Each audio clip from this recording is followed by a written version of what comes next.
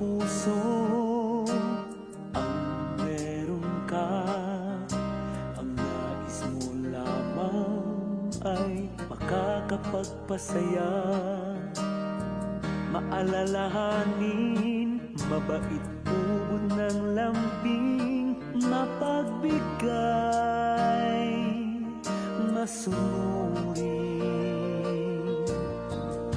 Ehemplo ka ng kahit sino man, pilit kinagaya, ngunit hindi mahigitan. Sobrang sipag at tiyaga, kaya lumalapit ang grasya. Naabot mo ang tagumpay dahil sa iyong sariling sikap.